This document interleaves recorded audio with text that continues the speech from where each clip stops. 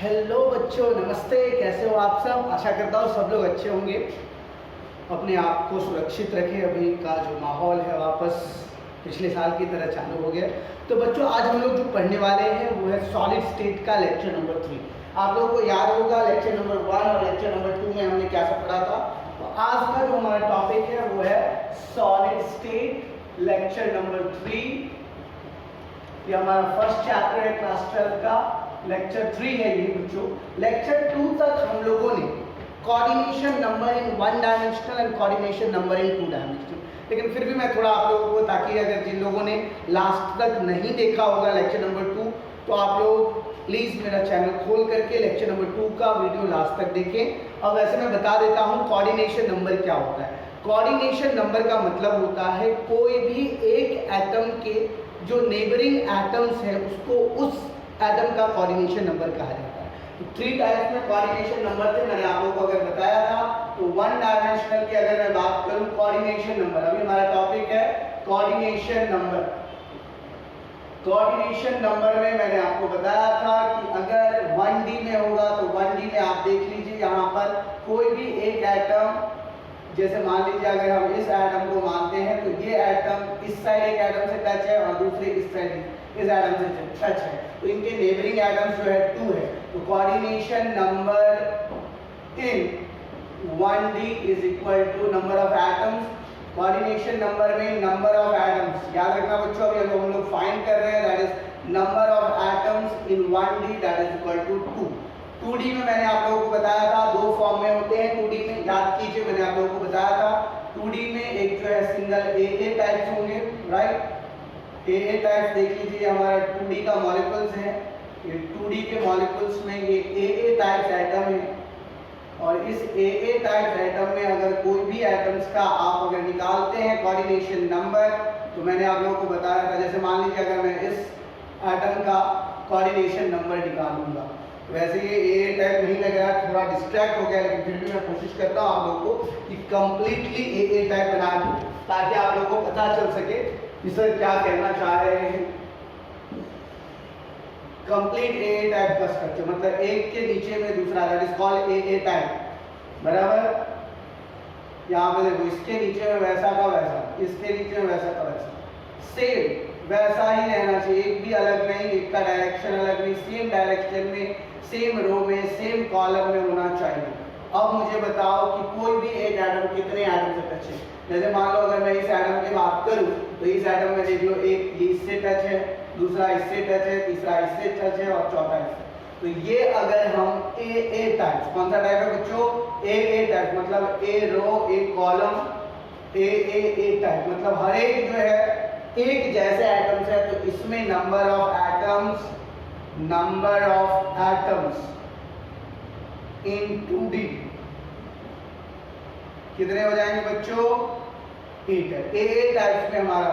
और अगर हम 2D का वापस AB टाइप्स ले, AB का मतलब क्या होता है बच्चों कि एक जो एटम्स रहेगा उससे ज्यादा एटम्स दूसरे में, जैसे मान लीजिए एक एटम यहाँ पर, दूसरा यहाँ पर, तीसरा यहाँ, चौथा यहाँ, वापस दिख रहा है आप लोगों को बच्चों। तो ये जो इसको हम लोग स्टैगर्ड फॉर्म भी कह सकते हैं, अदरवाइज ये AB टाइप मॉलिक्यूल्स हो गए, ये A टाइप्स नहीं, ये AB टाइप्स मॉलिक्यूल हो गए बच्चों। तो इसको हमेशा याद रखना तुम लोग। बहुत सारे बच्चों को इसमें डाउट्स होते हैं, लेकिन मैं आप लोगों को क्लियर कर देना चाहता हूँ। ये जो है हमारा AB टाइप मॉलिक्यूल, अगर हम इस लेयर को A मानते हैं, इसको B, इसको A, इसको B, इसको A, ये AB टाइप मॉलिक्यूल्स हो गए। अब सोचो अगर मैं इस एटम का नेबरिंग एटम पूछूं, कोऑर्डिनेशन नंबर पूछूं, यहाँ पे देख लो, ये इसके साथ सटा 1 2 3 4 5 6, यहाँ पर जो है number of atoms in 2D, in 2D 2 directional में कितने हो जाएंगे बच्चों? 6। इतना तक हम लोगों ने प्रीवियस लेक्चर में पढ़ा था। अब आ जाइए number of atoms in 3D। Number of atoms in 3D, तो 3D में भी बच्चों सबसे पहले तुम लोगों को 2 चीज सीखना होगा। यहाँ पर ये जो खाली जगह बचते हैं, दिख रहा है तुम लोगों को, जिसको मैं ब्लैक कलर से बोल्ड कर रहा हूँ, इस चीज को ध्यान से देखना। the space left between the two atoms after joining that are called voids. इनको क्या कहा जाता है बच्चों? voids कहा जाता है या फिर interstitial space कहा जाता है, मतलब अंदर में बचे हुए जगह। यहाँ पे भी तुम देख सकते हो, यहाँ पे भी जो जगह बचा हुआ है दिख रहा है तुम लोगों को, तो ये voids है। क्या है बच्चों? ये voids। voids का मतलब होता है खाली जगह। कोऑर्डिनेशन नंबर अलग हो गया, voids अलग हो गया, 2D में voids अलग होंगे, 3D में voids अलग होंगे, बराबर। ये देख लो, इसको हम लोग क्या कहते हैं बच्चों? ये जो ब्लैक कलर से मैंने पेंट किया है इसको हम लोग कहते हैं voids। याद कीजिए, तो खाली जगह को जो भरेगा उसको हम लोग voids कहते हैं। अगर हम AA types, number of atoms in 3 AA types, मतलब हमारा x एक्सिस, y एक्सिस और z एक्सिस सब के सब एक जैसे, x axis, y axis, z axis, बराबर। दिख रहा है आप लोगों को? ये xy एक्सिस में था, मतलब ये आपका x एक्सिस, ये आपका y एक्सिस और इसी के ऊपर में z एक्सिस, मतलब इसी बॉल के ऊपर में दूसरा बॉल, इसके ऊपर में, इसके ऊपर में, इसके ऊपर में। सिर्फ एक कलर रहेगा तो आप लोगों को नहीं पता चलेगा, इसलिए मैं 2-3 कलर से बनाने की कोशिश कर रहा हूं ताकि आप लोगों को कोऑर्डिनेशन नंबर पता चल सके कि एक बॉल कितने बॉल से कनेक्टेड है, राइट। तो बच्चों यहाँ पर जो हम लोग बना रहे हैं ये AA टाइप्स है, इसी के ऊपर में हम लोग यहाँ पर दूसरा बना, राइट। देख लीजिए, ये रेड कलर से मैंने किया है ताकि आप लोगों को समझ में आए कि इसके ऊपर में दूसरा बॉल, फिर वापस अगर हम इसके ऊपर में तीसरा बॉल डालें बच्चों, तो उसको मैं ब्लू कलर से कर देता हूं ताकि आप लोग देख लीजिए, ये तीसरा बॉल इसके ऊपर में। तो आप लोगों को पता लग रहा होगा कि सर ये तो AA टाइप्स मॉलिक्यूल हो गए, राइट। तो AA टाइप्स मॉलिक्यूल का जो स्ट्रक्चर होगा तो वो किस तरीके से होगा, सर थोड़ा बढ़िया से एक्सप्लेन कर दी। तो बच्चों याद करो, मैंने तुम लोगों को बताया था, जस्ट सपोज करो ये एक क्यूब यहाँ पे बनाएगा जो 3 डायमेंशनल में होगा, इस तरीके का वो क्यूब बनाएगा।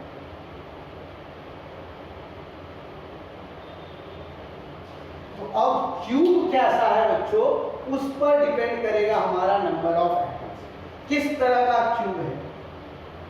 देखो एक एटम यहाँ पे रह सकता है, दूसरा यहाँ पे, हर एक एंड पे 2-2 एटम्स रहेंगे, तुम लोगों को पता ही होगा, राइट।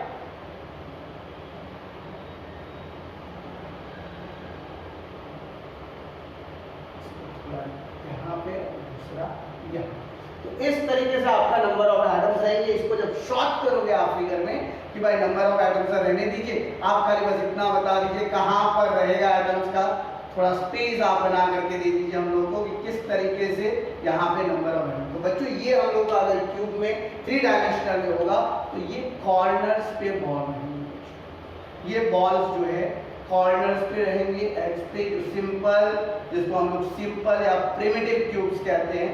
तो यहाँ पर देख लो टोटल नंबर ऑफ एटम्स 8 है, लेकिन ये कितने के साथ अटैच है वो डिपेंड करता है कि किस तरह का हमारा क्यूबिक स्ट्रक्चर, जो हम लोगों ने लेक्चर 2 में पढ़ा था, body centred, face centred, and centred, याद कीजिए मैं बताया था सिंपल सेंटर्ड क्यूब, तो उस तरीके से डिपेंड करता है।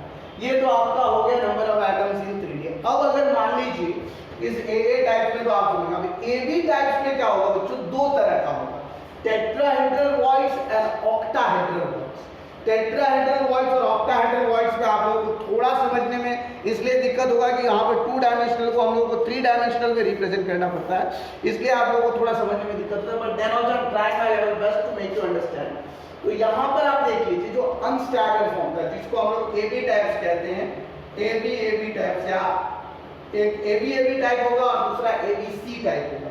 तो यहाँ पर जैसे सपोज कीजिए कि अगर मैं जो नंबर ऑफ एटम्स है उसको अगर मैं यहाँ पे रिप्रेजेंट कर रहा हूँ तो वो किस तरीके से होगा। तो आप लोगों को पता है कि फर्स्ट लाइन में A लेयर, फर्स्ट लाइन में जो है ये A लेयर हो गया, सेकेंड लाइन में हमारा B लेयर हो गया,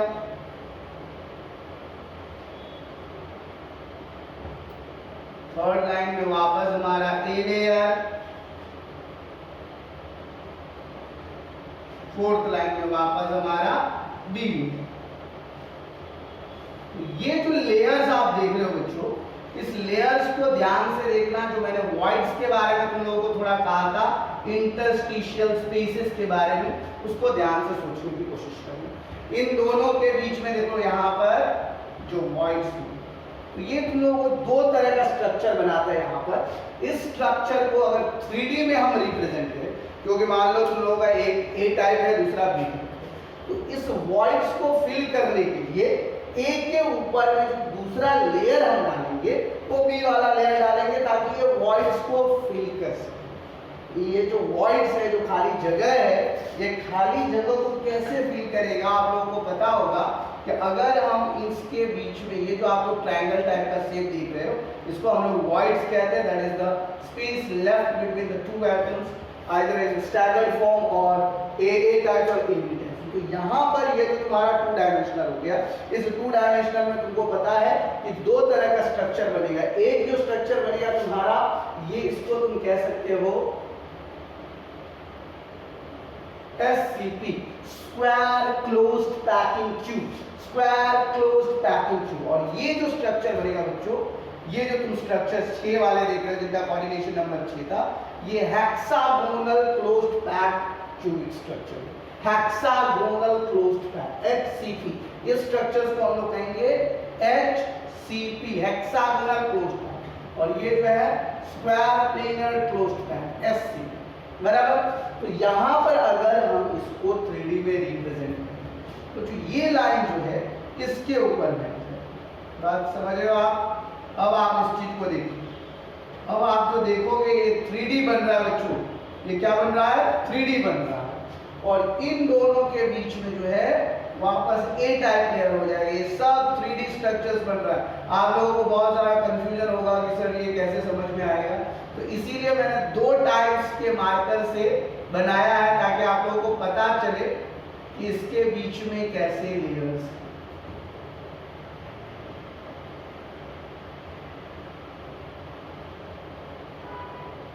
देखो इस तरह का कुछ स्ट्रक्चर बनेगा बच्चों, एक बॉल के ऊपर में दूसरा होगा। फिर वापस जो तीसरा लेयर होगा बच्चों, तो तीसरा लेयर जैसा हमारा पहला लेयर था ए टाइप का था, वो इसी तरह का यहाँ पर नहीं।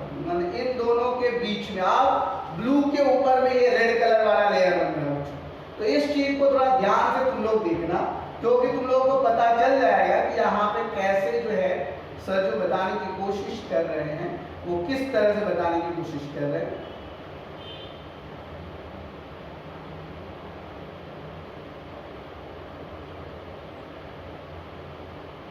अब मैं किसी एक एटम का यहाँ पर जो मैं स्ट्रक्चर बनाऊंगा, चाहे टेट्रागोनल वॉइड्स हो या फिर हेक्सागोनल वॉइड्स हो, वो किस तरीके से होगा वो बताऊंगा। जैसे तुम लोगों को पता होगा कि अगर मैं टेट्रागोनल वॉइड्स, जो मतलब एक एटम्स के ऊपर में, जैसे मान लो ये 1 2 3 अंदर में एटम्स, जस्ट सपोज करो टेट्रागोनल वॉइड्स की मैं बात करूं, ये मेरा टेट्रागोनल वॉइड्स है। इसके ऊपर जो मैं एक एटम रखूंगा, याद रखना इसके ऊपर इस तीनों के सेंटर से अटैच होना चाहिए। मतलब इसका भी ये सेंटर पॉइंट, इसका भी सेंटर पॉइंट, इसका भी। अब तुमको पता चल गया होगा ये जो वॉइड्स है, ये वॉइड्स, ये जो खाली जगह देख रहे हो तुम, जिसको मैंने ब्लू कलर से, डीप ब्लू कलर से पेंट किया, इस वॉइड्स को हम लोग टेट्राहेड्रल वॉइड्स कहते हैं। क्या कहते हैं बच्चों? Tetrahedral voids. इस वॉइड का नाम हो गया टेट्राहेड्रल वॉइड्स। अब तुम बोलोगे सर ये कहाँ पे होगा? इसीलिए 3 डायमेंशनल जो स्ट्रक्चर है तुम्हारा, तुमको पता है कि एक लाइन ए था, दूसरा लाइन बी था, तीसरा लाइन सी। अभी तो ए बी था, तो ए बी का जस्ट सपोज करो ये बी था और ये ए था, और इसके ऊपर में जो 3 डायमेंशनल तुमने पुट किया था, वो वॉइड्स को जो फिल किया दैट इज कॉल्ड टेट्रा। अब तुम्हारे दिमाग में होगा कि सर ऑक्टाहेड्रल, वो ज्यादा इस टेंशन लेना ही नहीं आप लोगों को, मैं बता देता हूँ कि ऑक्टाहेड्रल वॉइड्स कैसे होंगे बच्चों। तो अगर मान लो यहाँ पर जो तुमने बेस में वो 3 दिया, यहाँ पर ऊपर में वो 3 दिया, मतलब एक को ऊपर यहाँ पे डाल दो, दूसरा यहाँ पे डाल दो, तीसरा यहाँ पे, ठीक है? ओके बच्चों, अब जो मैं बना रहा हूँ इसके ऊपर में ये जो ए बी टाइप होगा, तो ये दोनों अब तुम समझ जाओ इस सेंटर से कनेक्ट होंगे। मतलब इन दोनों के बीच में एक ये होगा, बराबर, और इस सर्कल का सेंटर, इस सर्कल का सेंटर और इस सर्कल, मतलब समझ लेना कि ये बैकग्राउंड में, हाँ ये जो है बैकग्राउंड में बच्चों, और वापस ये सब बैकग्राउंड में, और ये तुम्हारा इस तरह का ये जो वॉइड्स है बच्चों, ये वॉइड्स का नाम है ऑक्टाहेड्रल। क्या नाम है बच्चों? ऑक्टाहेड्रल। टेट्राहेड्रल वॉइड्स और ऑक्टाहेड्रल वॉइड्स को समझने के लिए तुम लोगों को थोड़ा 3D में जाना ही पड़ेगा, जो मैं एक नेक्स्ट लेक्चर में तुम लोगों को थोड़ा 3 डायमेंशनल वीडियोस में बताऊंगा। अभी फिलहाल जो है बोर्ड पे बता रहा हूँ, क्योंकि तुम सब जानते हो 2 डायमेंशनल है। 2 डायमेंशनल में 3 डायमेंशनल को मैंने रिप्रेजेंट करने की कोशिश किया है, जिसमें अगर तुम नंबर ऑफ एटम्स की बात करो, जब तुम स्ट्रक्चर बनाओ ना, तो स्ट्रक्चर्स जैसे कॉपर में होते हैं, सिल्वर में होते हैं, आयरन्स में होते हैं, तो वहां पर जो इंटरस्टिशियल स्पेस को जो फिलअप करते हैं, एक एटम्स दूसरे एटम को जो फिलअप करते हैं, तब हम लोगों को पता चलता है इसका कोऑर्डिनेशन। तो एक हेक्सागोनल वॉइड्स फिल करने के लिए टोटल नंबर ऑफ एटम्स जो है, देखो जैसे यहाँ पर ये 6 है, अब ये वॉइड्स जो तुम देख रहे हो ऑक्टाहेड्रल वॉइड्स है, अगर इसके बीच में ए टाइप मॉलिक्यूल आ गया और फिर से ये वाला स्ट्रक्चर बने, तो टोटल 6 2 12 एटम्स चाहिए। इनका जो कोऑर्डिनेशन नंबर होगा HCP का, हेक्सागोनल क्लोज्ड पैक का 3D में, दैट इज 12। बात समझ में आ रही है? HCP में अब तुम बोलोगे कि सर कैसे होगा HCP में 12? देखो सबसे पहले तो तुम ये स्ट्रक्चर को देखो जो मैंने तुम लोगों को बताया था, 1 2 3 4 5 बराबर। इसको तुम 3D में ले जाने की कोशिश करो। मैं 3D में ले जाने की कोशिश तुम लोगों को कर रहा हूं ताकि तुम लोग समझ पाओ। अब जस्ट सपोज करो इसके ऊपर में जो एक्सिस होगी, इसके ऊपर में जो फिर वापस से मैं एटम्स बनाने जा रहा हूँ, वो एटम्स कुछ इस तरीके से होंगे जो सजेगा हमारा एटम्स। ये यहाँ पर जस्ट सपोज करो एक बराबर, और इसके ऊपर में वापस ये स्ट्रक्चर को बनाओ। इस बॉल के ऊपर में ये बॉल है और इस बॉल के ऊपर में वापस से ये वाला जो स्ट्रक्चर है बच्चों, वापस से ये वाला स्ट्रक्चर 1 2 3। इसको थोड़ा मैं रफ कर लेता हूं ताकि आप लोग समझ सको HCP का स्ट्रक्चर।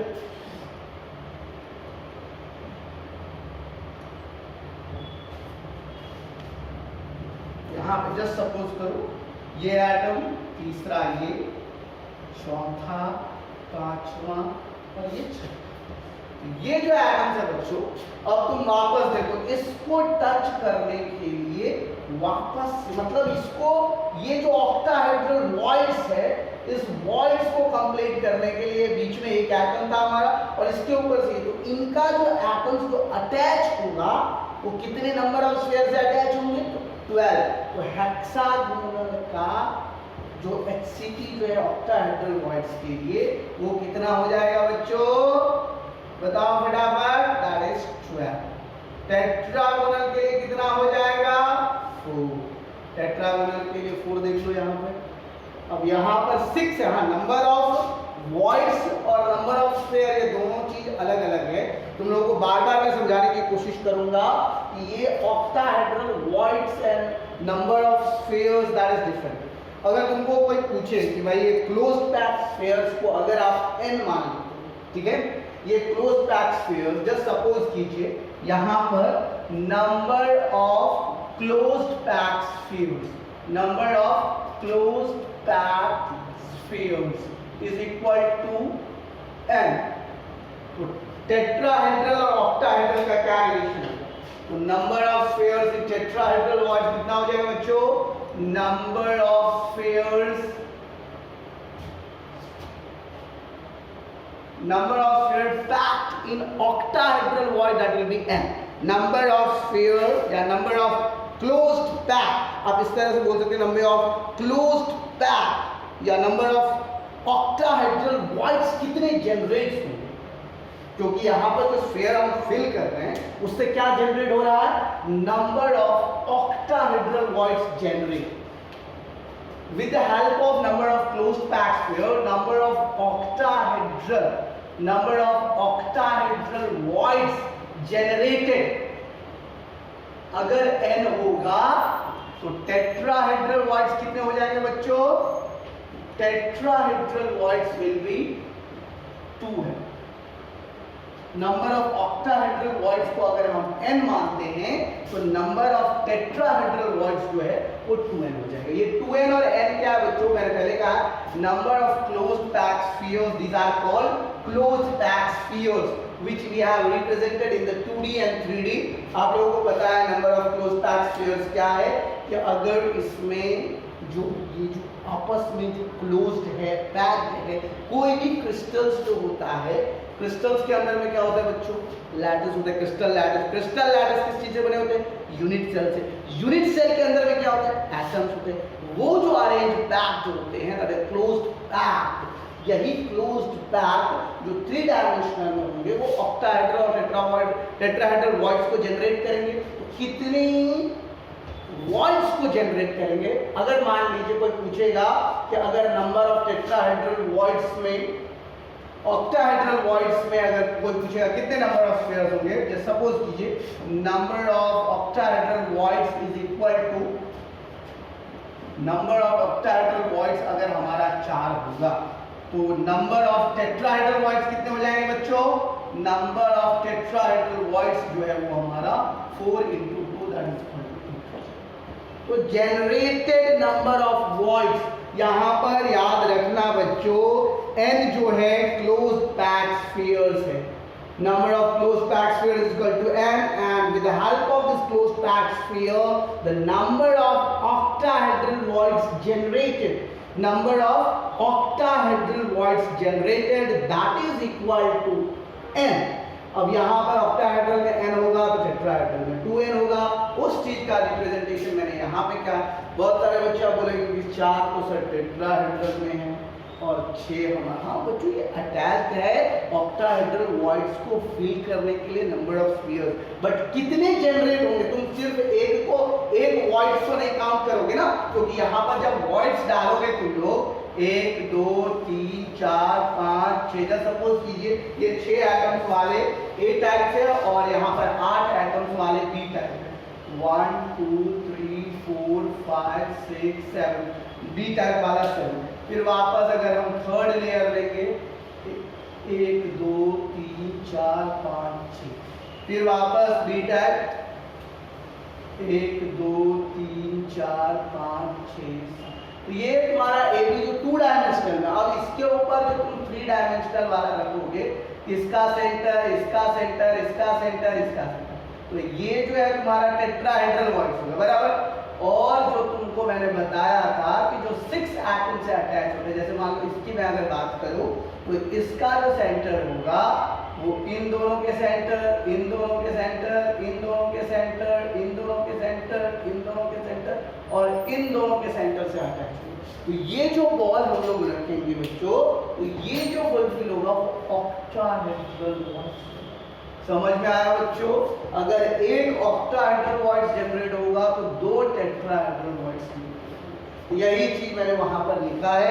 अगर आप लोगों को ये चीज समझने में दिक्कत हो, हाँ एक और होता है, ये ए बी टाइप था, एक ए बी सी टाइप होगा कि ए टाइप अलग होगा, बी टाइप अलग होगा और सी टाइप अलग होगा। मतलब ए टाइप में तुम कहोगे कि अगर स्ट्रेट लाइंस में है, स्टैगर्ड फॉर्म में बी है, फिर जो थर्ड लेयर है वो ना तो ए टाइप का है, ना ही बी टाइप का, ना सी, तो उसमें जो नंबर ऑफ स्फीयर्स हो, नंबर ऑफ स्फीयर्स जिसको कोऑर्डिनेशन नंबर कहते हैं, दैट विल बी 2। अगर आप लोगों को यहाँ तक समझने में कोई दिक्कत है तो आप लोग मुझे डाउट्स में लिख सकते हैं कि सर मुझे ये नहीं समझ में आया, मुझे वो नहीं समझ में आया, जो भी आपके डाउट्स हैं आप, राइट। तो चलिए बच्चों, अब हम लोग नेक्स्ट टॉपिक में चलते हैं, formula of compounds and number of voids को फिल करने के।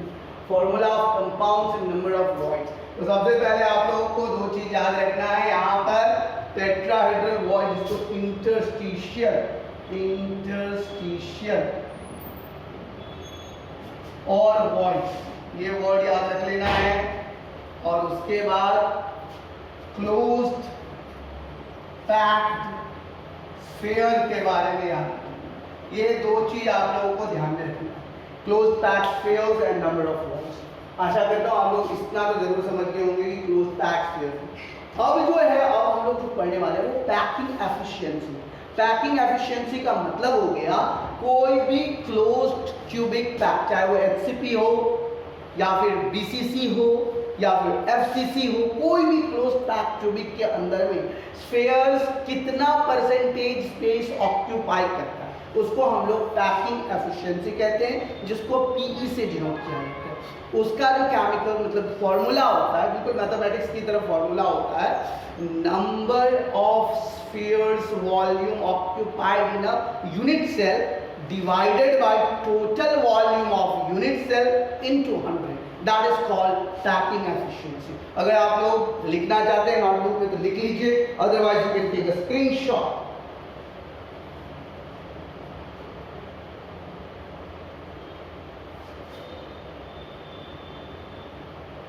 आशा करता हूं बच्चों आप लोगों ने स्क्रीनशॉट ले लिया होगा।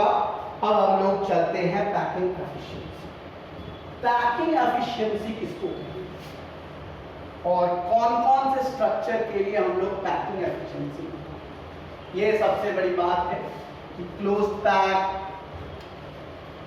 जो अभी आपने देखा, ये क्लोज पैक स्फीयर्स में जो परसेंटेज ऑफ एटम्स थे, कितने परसेंटेज एटम इनसे अटैच होंगे, क्या होंगे नहीं होंगे, सारा डिटेल हम लोग यहाँ।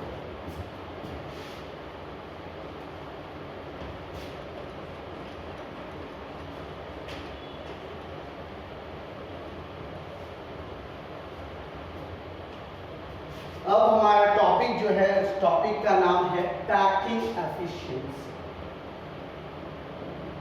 पैकिंग एफिशिएंसी पीई, इसको शॉर्टकट में लिख सकते हैं हम लोग कि नहीं लिख सकते बच्चों? जो मैंने आपको बताया पैकिंग एफिशिएंसी का मतलब जो है, मैंने आपको क्या बताया कि कोई भी यूनिट सेल्स में जो नंबर ऑफ स्फीयर्स है, वो नंबर ऑफ स्फीयर्स कितना परसेंटेज स्पेस ऑक्यूपाइड किया है, उसको हम लोग पैकिंग एफिशिएंसी कहते हैं। पैकिंग एफिशिएंसी का फॉर्मूला होता है नंबर ऑफ या volume of spheres occupied in a unit cell, volume of spheres, ये जो एटम्स है वो स्फीयर शेप्स में होंगे, चाहे जितने भी स्फीयर्स जिस यूनिट सेल की बात करें, तो volume of spheres occupied in a unit cell, occupied in a unit cell upon total volume, upon total volume of unit cell into 100। ये फॉर्मूला याद रखना। तो इसमें सबका अलग अलग होगा बच्चों, volume of spheres occupied in a unit cell अलग, वॉल्यूम ऑफ यूनिट सेल अलग हो जाएगा। पहले तो आप लोगों को पहले वॉल्यूम निकालना पड़ेगा सब चीज का। तो अगर हम स्टार्ट करें FCP, face centred cubic unit cell, face centred cubic unit cells में कितनी होंगी, अब आप लोगों को पता करना होगा कि सर ये कैसे होता है, क्या होता है, नहीं होता है। तो हम लोग स्टार्ट कर रहे हैं HCP, hexagonal closed pack. Hexagonal closed PACS में नंबर ऑफ एटम्स आप लोगों को पता है, स्फीयर्स जो है वो कोऑर्डिनेशन नंबर 4, लेकिन कैसे 4 है वो भी बता। सबसे पहले आप एक स्क्वायर को ड्रॉ कीजिए, उसके बीच में दूसरा स्क्वायर ड्रॉ कीजिए और दोनों को अटैच कीजिए। या आपने दूसरा स्फीयर। अब जो आप 3D जो बनाने जा रहे हो, इस 3D को ध्यान से देखने की कोशिश करना बच्चों।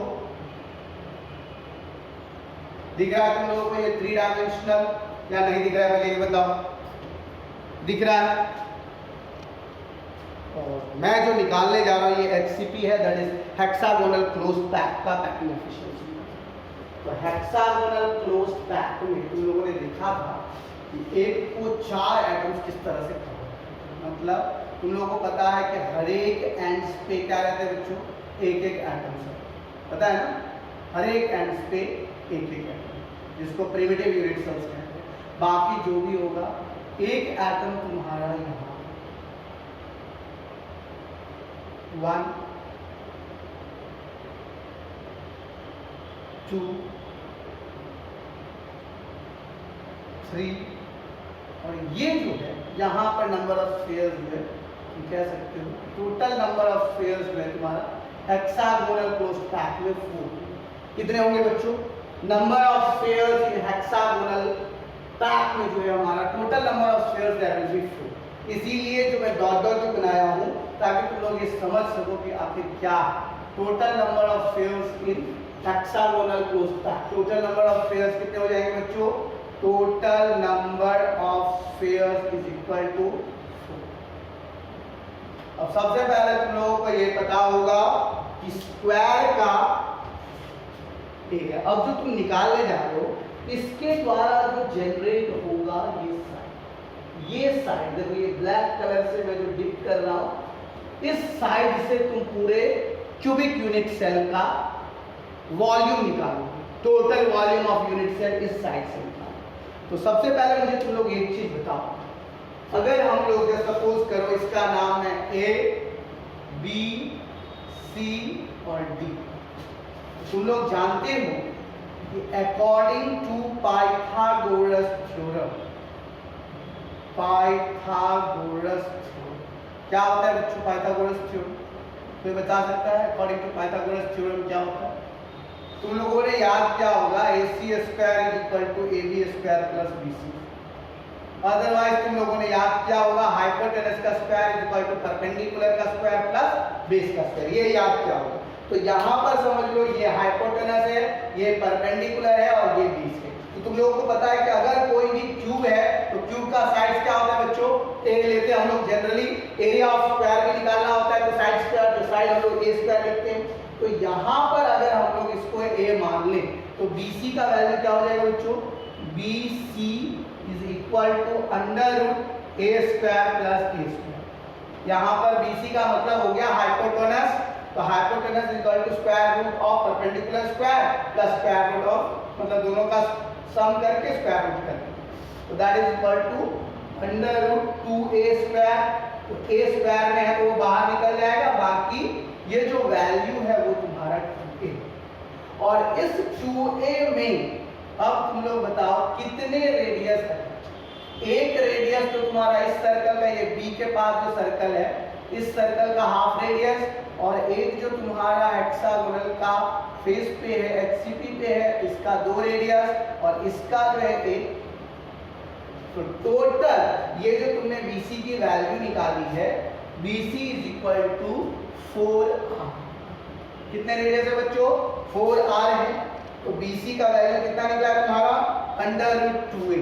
Under root 2a is equal to 4r बराबर under root 2a is equal to 4r। तो a इज इक्वल टू क्या हो जाएगा? 4 अपॉन रूट अंडर 2r। अब इस रूट अंडर 2 के लिए क्या हम लोग इसको रेशनलाइज कर सकते हैं? ऐसे लिख सकते हैं a is equal to 4 upon root 2 into root 2। ऊपर नीचे अगर हम मल्टीप्लाई करें तो कोई फर्क पड़ेगा बच्चों? नहीं पड़ेगा।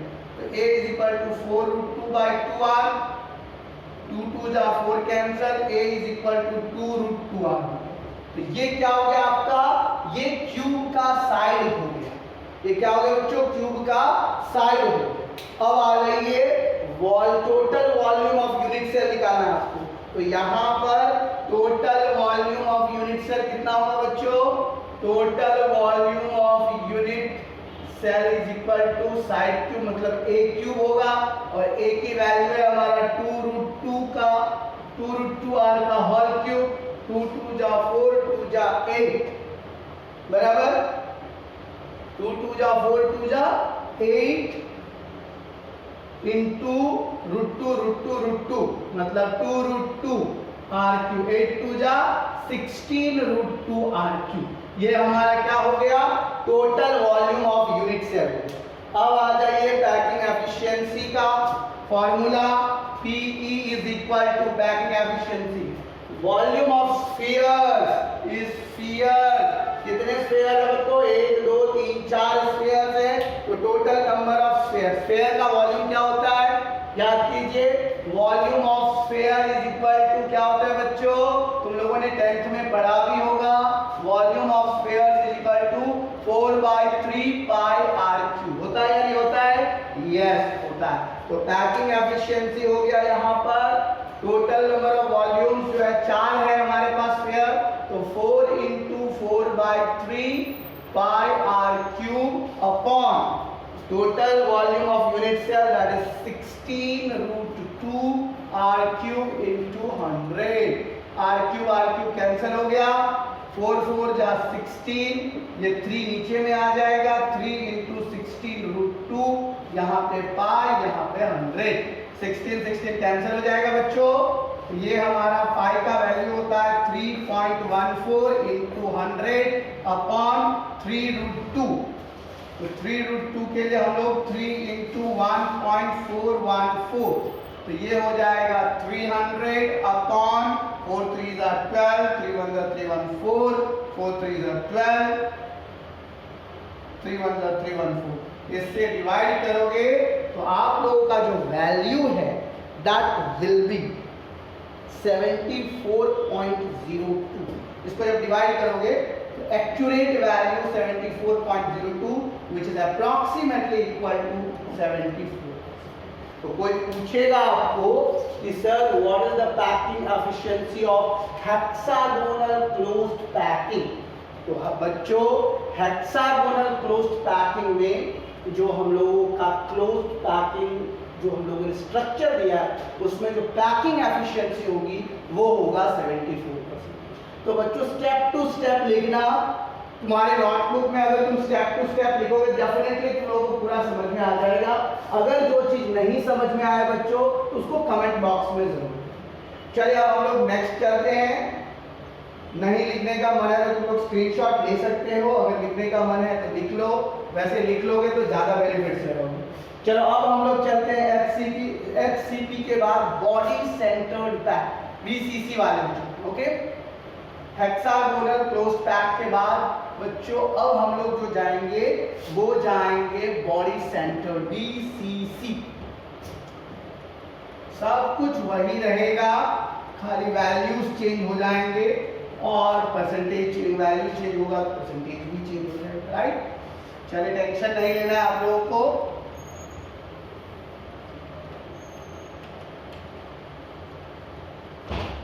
अब आ जाइए body centred cube. Body centred के लिए मैं आप लोगों को फिर से एक बार ड्रॉ कर देता हूं। यहाँ पर बीसीसी के लिए हम लोग निकाल रहे हैं पैकिंग फ्रैक्शन। तो ये सबसे पहले ये बैक साइड वाला एक स्क्वायर है बच्चों, आगे में जो फ्रंट साइड वाला उसको मैं ब्लू से ड्रॉ कर रहा हूं, देखा आप लोगों ने, और लाइंस को मैं ब्लैक से टच करने की कोशिश कर रहा हूं ताकि आप लोगों को 3 डायमेंशनल स्ट्रक्चर लगे कि नहीं सचमुच में ये 3 डायमेंशनल है।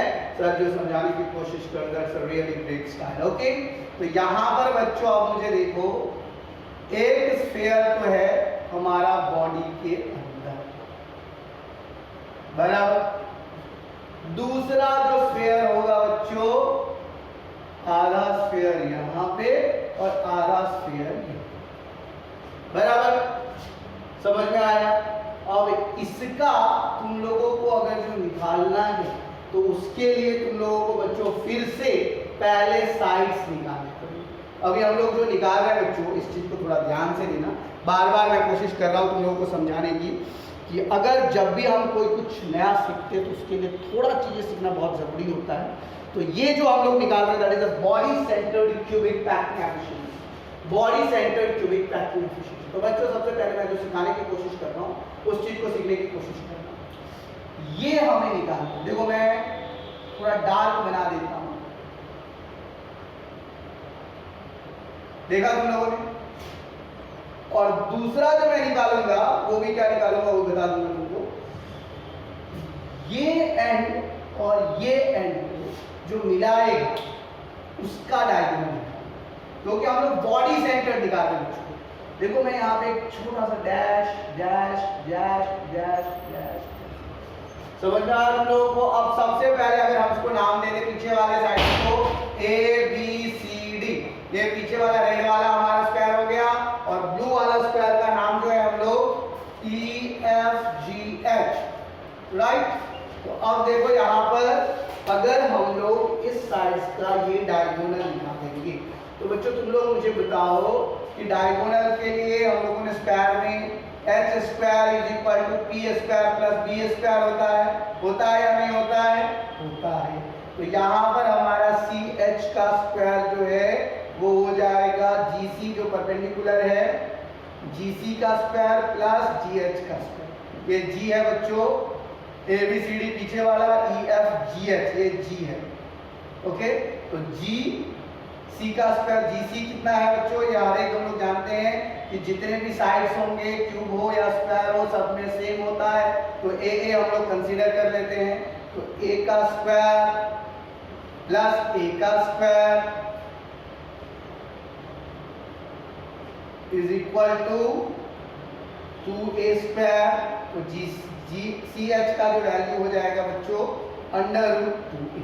तो ये जो है आपको ये, अब जो है आपको जो डायगोनल आप निकाल रहे हो बच्चों, ये डायगोनल। अब मान लीजिए बॉडी सेंटर्ड, क्या निकाल रहे हो बच्चों? Body centred cubic unit cell हम लोग निकाल रहे हैं। तो body centred cubic unit cell के लिए हम लोगों को क्या चाहिए, किस चीज का स्ट्रक्चर चाहिए? ये वाला स्ट्रक्चर चाहिए। यहां से लेकर के जैसा सपोज करो ये दूसरे का साइड और पैरेलल, ये जो स्ट्रक्चर होगा, देखो मैं डार्क कर दिया हूं, तो ये डार्क करने से अब हम लोग FC का स्क्वायर निकालेंगे। तो FC का स्क्वायर जो होगा वो इस तरीके से होगा, FC square is equal to CH square and plus FH square. तो CH की वैल्यू अभी जस्ट हम लोगों ने निकाला है, दैट इज √2a का होल स्क्वायर प्लस a का whole square, that is equal to 2a square plus a square 3a square. 3a square हमारा FC स्क्वायर का वैल्यू है, तो FC का वैल्यू हो जाएगा √3a। समझ में आ गया? तो √3a जो है तुम्हारा क्या हो गया बच्चों? ये जो साइड, क्योंकि बॉडी सेंटर जो पार्ट है यही पार्ट है बच्चों, तो हमारा ये बॉडी सेंटर √3a हो गया। तो √3a इज इक्वल टू, इसमें तुम देखो एक r इसका होगा, 2r बॉडी सेंटर वाला स्फीयर का होगा और एक r इसका होगा, तो टोटल 4r। समझ में आया 4r कैसे? बॉडी सेंटर का एक जो स्फीयर होगा उसका, एंड सेंटर पे हाफ स्फीयर है उसका, और एंड सेंटर पे हाफ। तो √3a is equal to 4r। तो a इज इक्वल टू क्या हो जाएगा बच्चों? 4/√3r। राइट? समझ में आया या नहीं आया? अगर आप लोग चाहे √3 को ऊपर लेना तो वो भी ले सकते हो। कैसे लोगे वो भी बता देता हूँ। 4/√3 ऊपर नीचे √3 से मल्टीप्लाई कर दो, तो क्या हो जाएगा? 4/3√3। होगा या नहीं होगा? हो जाएगा। अदरवाइज तुम ऐसे ही रहना चाहो तो इस तरीके से भी रख सकते हो, जैसे तुमको मर्जी है उस हिसाब से तुम रख सकते हो। अब आ जाओ यहाँ पर, इसको वैसे ही रखो, इसको ना ही लो तो ज्यादा बेनिफिट है, क्योंकि अभी हम लोग जो निकालेंगे उसमें थोड़ा हम लोग को हेल्प मिलेगा। Total volume of unit cell कितना हो जाएगा बच्चों? Total volume of unit cell AQ होता है, A का वैल्यू इतना है 4/√3r। तो 4/√3r का क्या करेंगे हम लोग? Whole cube. 4 4 जा 16, 16 4 जा 64, और 3 into √3 into √3 into √3, that is 3√3, और r का क्यूब जो है r क्यूब। तो ये क्या हो गया बच्चों? Total volume of unit cell. Packing efficiency की क्या फॉर्मूला होगी? Number of spheres occupied in unit cell. तो देखो बच्चों, बॉडी सेंटर का एक पूरा स्फीयर, आधा ये एज वाला आधा ये एज वाला, तो टोटल जो है 2 स्फीयर्स कह सकते हो। बॉडी सेंटर का एक पूरा, आधा ये सेंटर वाला आधा ये, total number of spheres 2 occupy किया है। तो 2 into 4/3 pi r cube, 2 into 4/3 pi r cube, और वॉल्यूम ऑफ यूनिट सेल जो है 64/3√3 r cube। r cube cancel हो गया, 4 2 जा 8/√3, सॉरी ये √3 नहीं होता है बच्चों, 4/3 पाई r cube। तो 8/3 पाई अपॉन 64/3√3 इंटू 100। तो इसको हम लोग ऐसे भी लिख सकते हैं 8/3 या 8π/3 इंटू 3√3 ऊपर चला जाएगा और 64 नीचे आ जाएगा इंटू 100। 8 8 जा 64, 3 1 जा 3। तो यहाँ पे √π इंटू √3 अपॉन 8 इंटू 100। तो अगर हम बात समझ में आया बच्चों आप लोगों को कि नहीं आया? आया। अगर इसको हम मल्टीप्लाई करें तो आप लोगों को पता है कि पाई की वैल्यू 3.14, √3 की वैल्यू 1.732 इंटू 100 अपॉन 8। इस सब को मल्टीप्लाई और डिवीजन कीजिए आप लोग, क्योंकि आप लोगों को पता है 3.14 को 100 से मल्टीप्लाई करोगे तो 314 हो जाएगा। उसको 1.732 से मल्टीप्लाई कीजिए और उसको 8 से डिवाइड कीजिएगा, which will be approximately equal to 67.7999। उसको हम लोग कह सकते हैं लगभग में ये 68% पैकिंग एफिशिएंसी।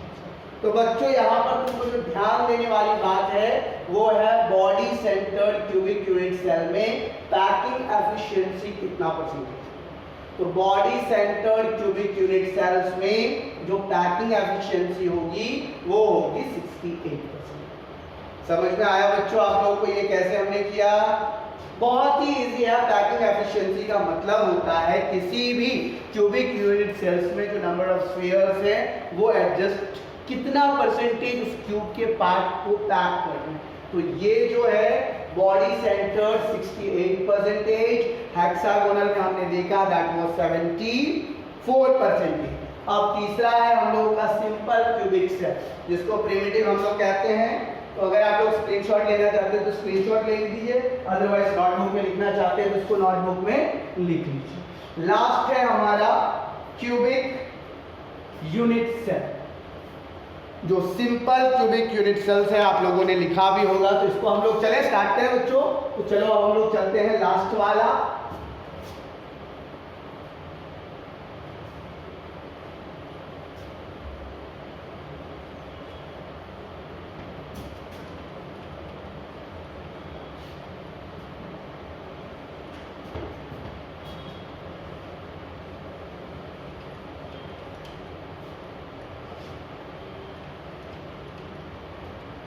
तो बच्चों अब हम लोग जा रहे हैं simple cubic unit cell SCC. SCC में क्या होता है बच्चों? स्फीयर्स कहाँ पे होते हैं? एक्स पे होते हैं, राइट। ये हमारा पहला स्क्वायर, ये मेरा दूसरा स्क्वायर, और उसको हम लोगों ने बाइंड अप किया ये ब्लू कलर से। ये 3D में आपका रिप्रेजेंट हो गया बच्चों। अब आप लोगों को पता है कि आइटम्स कहाँ पे होंगे? एक यहाँ पे होगा, तो दूसरा यहाँ पे, तीसरा यहाँ पे, चौथा जो है आपका यहाँ पे, पांचवा यहाँ पे। इस तरीके से हम लोग एक साइड्स पे क्या करेंगे बच्चों? दो दो स्फीयर्स को देते जाएंगे और हम लोगों को पता चल जाएगा कि कितनी। तो इसको मैं थोड़ा तुम लोगों को शॉर्टकट में ड्रॉ कर देता हूँ ताकि तुम लोग समझ सको कि कैसा है, राइट। तो देखो ये तुम्हारा सबसे पहले क्यूब हो गया।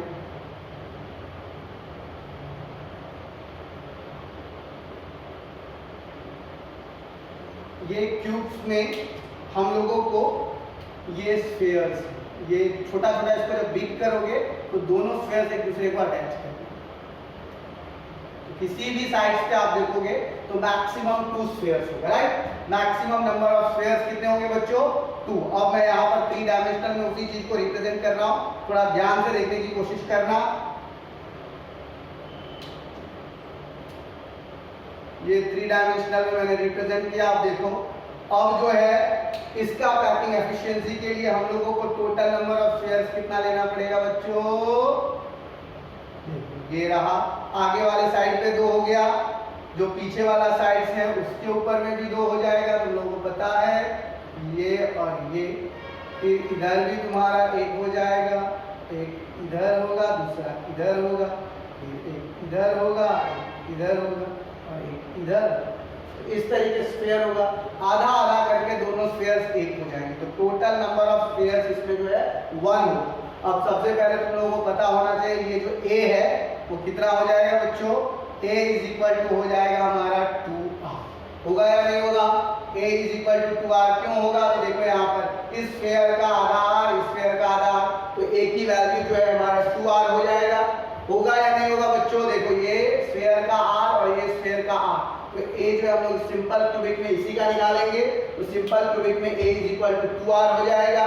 तो अगर हम टोटल वॉल्यूम निकालना चाहें, V इज इक्वल टू होता है AQ, तो AQ मतलब 2r का होल क्यूब, 2r का होल क्यूब कितना होगा बच्चों? तुम लोगों को पता होगा, 2 2 जा 4 2 जा 8, तो 8r क्यूब हमारा यूनिट सेल का वॉल्यूम हो गया, दैट इज AQ।